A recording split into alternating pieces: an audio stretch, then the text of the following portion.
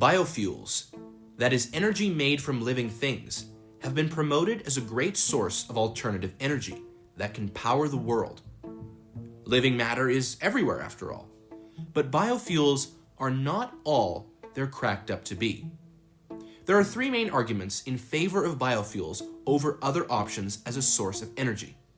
Number one, living things are abundant all around us and don't have to be dug up. Number two, any negative impacts of burning them are mitigated by the positive impacts of the living matter while it was alive. And number three, biofuels find a purpose for organic waste that would otherwise end up in landfills. Using organic matter as a fuel has been touted as a great new invention, and while technologies have improved immensely, organic matter is the oldest form of energy. The poorest in the world today, about 1/3 of the planet's population, still use wood and animal dung to heat their homes and cook their food.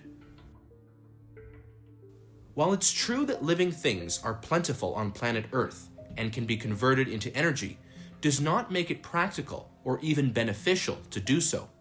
There are only three sources of organic material for biofuel production: taking it from the natural environment, reusing waste products, and cultivation.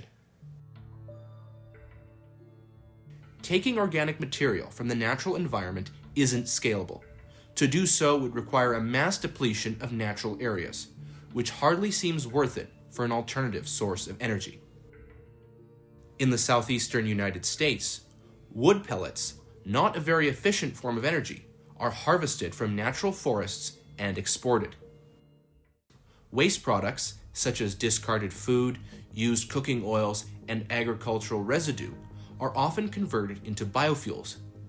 Whether the time and effort invested is worth it can be evaluated on a case-by-case basis. The real problem, though, is that this too is not scalable. It may be a good form of waste management to turn used cooking oil into fuel.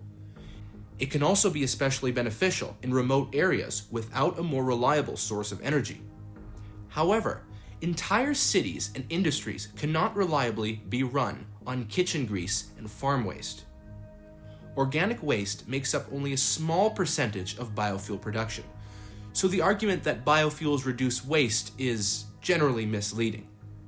The third and final source of biofuels is through cultivation. This constitutes the overwhelming majority of modern biofuel production. These biofuels are made from crops such as corn, soy, and sugarcane. The problem here is as biofuel production increases, competition with the food supply also increases. Land and water that would have otherwise been used to cultivate food are now diverted to biofuel production. The result is that the price of food increases. This is in a world where many do not have any food security. In the United States, a government-subsidized increase of corn ethanol production caused the price of corn to go up. Brazil had the same experience with sugarcane. Ironically, the machinery used to harvest these crops is almost exclusively diesel-run. It has been argued that with improved agricultural efficiency, we can afford to divert some resources away from feeding people and towards biofuels.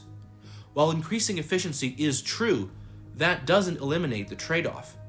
Instead of food becoming cheaper, those savings are nullified in favor of biofuel production.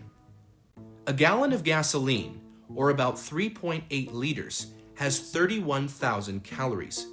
If we as humans could get 31,000 calories healthily for the price of a gallon of gasoline, we would. If you burn 2,500 calories a day, you would have enough energy for over 12 days. However, we need a more specialized diet with nutrients, making our food much more inefficient to produce on a per-calorie basis than machine food. It follows that it makes no sense to give a machine human food. Ultimately, biofuels are good for remote locations and sometimes as a method of waste management. But they're not a scalable form of energy that can support the world's energy needs, nor help promote human prosperity and flourishing in the age to come. Just how sustainable is it to use land for energy that could be used to grow food in a hungry world? And until next time, thanks for watching.